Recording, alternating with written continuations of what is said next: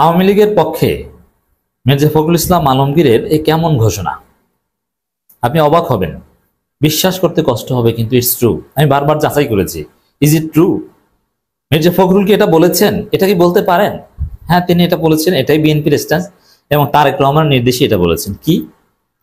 আওয়ামী লীগের বিরুদ্ধে যত মামলা আছে তুলে নেব। মির্জা ফখরুল কেমন লাগে?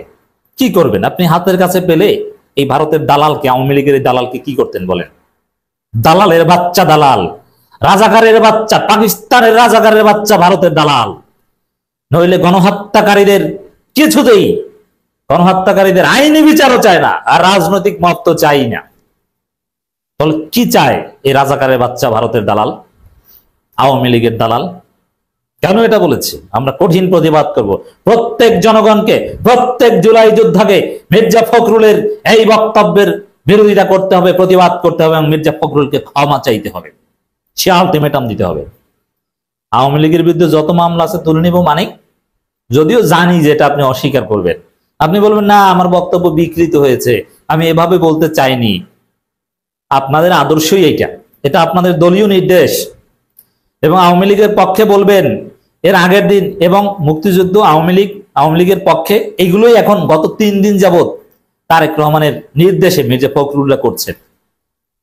3 দিন একই কাজ করছে এবং বলছেন যে নৌকার লোকজন আপনাদের ভয় নাই, ধানের শীষ আপনাদের পাশে আছে। কেন বলছেন?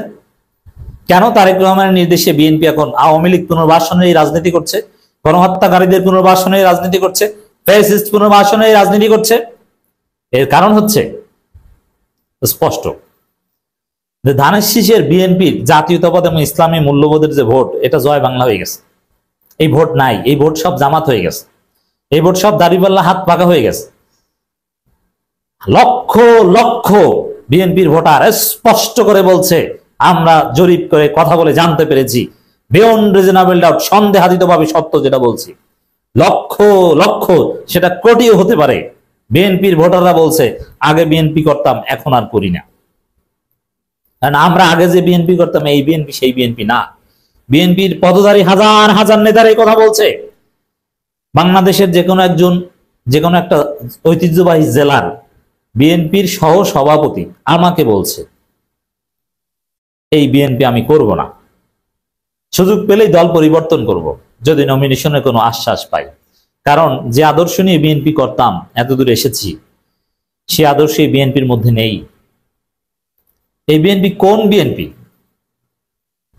এটা জিয়াউর রহমানের বিএনপি নয়, খালেদা জিয়ার বিএনপি নয়। খালেদা জিয়াকে যারা ভালোবাসে, জিয়াউর রহমানকে যারা ভালোবাসে, তারা এখন জামাত করে, দাড়িপাল্লা করে, হাত পাখা করে, শাপলার কলি করে। বিএনপি এটা জানে যে তাদের ভোট নাই, এজন্যই এখন আওয়ামী লীগের পক্ষে সরাসরি ঘোষণা দিচ্ছে যে আওয়ামী লীগের সব মামলা তুলে নেবে, যাতে আওয়ামী লীগের লোকজন এই লোভে বিএনপিকে ভোট দেয়। আরে আওয়ামী লীগ তো পালিয়েছে। আপনার পালাতক আওয়ামী লীগের এই ভোট যদি পেতে চান, আপনার ভোট 1% থাকবে না। শুধু সরাসরি যারা চাঁদাবাজির সাথে রিলেটেড, এদের ভোট পাবেন, এর বাইরে কারো ভোট পাবেন না। তা আওয়ামী লীগকে মানুষ ঘৃণা করে, আওয়ামী লীগের কিছু ফিক্সড ভোটার আছে, সেটা আপনি হয়তো পাবেন এই কৌশল। কারণ যদি ঘোষণা দেয় যে আওয়ামী লীগের বিরুদ্ধে কোনো মামলা থাকবে না, কোনো বিচার টিচার হবে না, তাহলে অবশ্যই আওয়ামী লীগের লোকজন ভোট দিতে পারে। কিন্তু সেটা কখনো আপনার এই চাঁদাবাজি ভোট, বিএনপির ভোট না, বিএনপির ভোট বিএনপিকে দিবে না, ওটা চলে গেছে। চাঁদাবাজি ভোট এবং আওয়ামী লীগের ভোট, এই দুইটা মিলে 20%-এর বেশি হবে না। অর্থাৎ মির্জা ফখরুল, আপনি নিজেই এমপি হতে পারবেন না। আপনার এলাকা হিন্দু অধ্যুষিত এলাকা, তারা দেলোয়ারকে ভোট দেওয়ার জন্য বসে আছে, ধানের শীষের পক্ষে গণজোয়ার। খালেদা জিয়া জীবনে পরাজিত হয়নি, শেষ পর্যন্ত আমি বিশ্বাস করি খালেদা জিয়া নির্বাচন করবেন না। খালেদা জিয়ার একটা ব্যক্তিত্ব আছে, কারণ এই যে 3 আসনে তার নাম ঘোষণা করেছে, ওটা হয়তো সে জানেও না।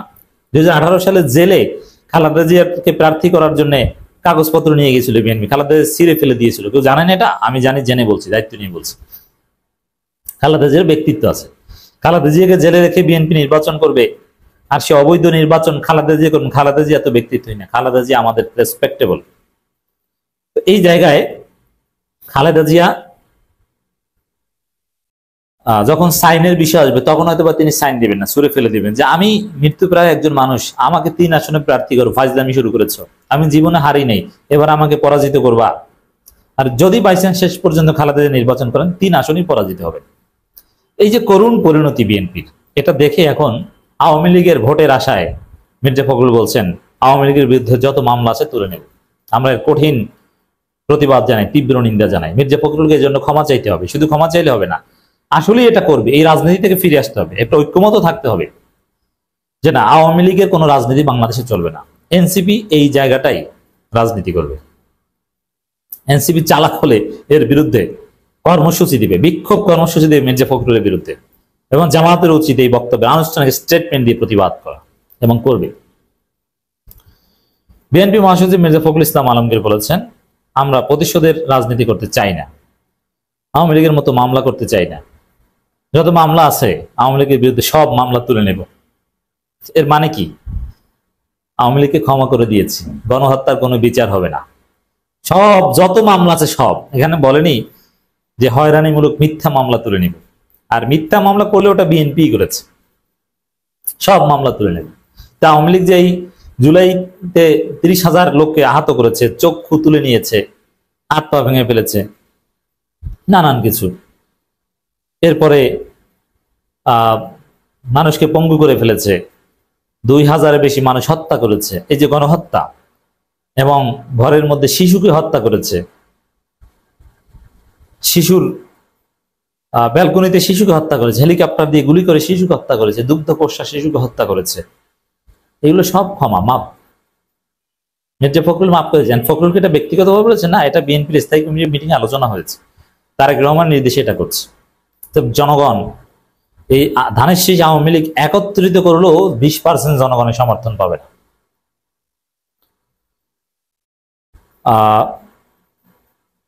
এটা এক মত বিনিময় সবাই তিনি এই মন্তব্য করেন।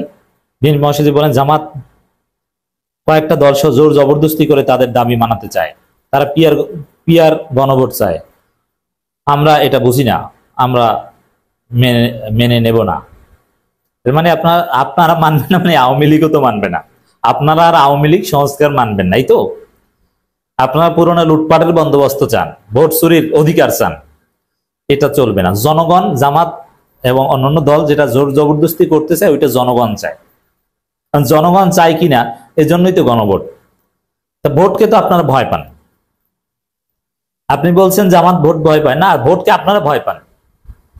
ভোট হলে আপনাদের অস্তিত্ব থাকে না, এটা ডাকসুতে দেখেছেন না, আপনাদের ফাঁকা বলি। এখন আপনারা মনের সুখে বলছেন যে আপনারা বড় দল, আসলে প্রচুর বড় দল। আপনাদের সাথে জনগণ নাই, আপনারা বড় দল না, আপনারা ছোট দল। ছোট দলের গণবিরোধী কথা, অযৌক্তিক কথা চলবে না বাংলাদেশে। জনগণ যা যায়, অধিকাংশ জনগণ যা চায়, দেশের জন্য যা ভালো সেটাই হবে। যে মির্জা ফখরুল্লাহ কোথায় নেমেছেন আপনি কল্পনা করেছেন? আওয়ামী লীগের বিরুদ্ধে সব মামলা তুলে নেবে। অবাক, আশ্চর্য আমরা।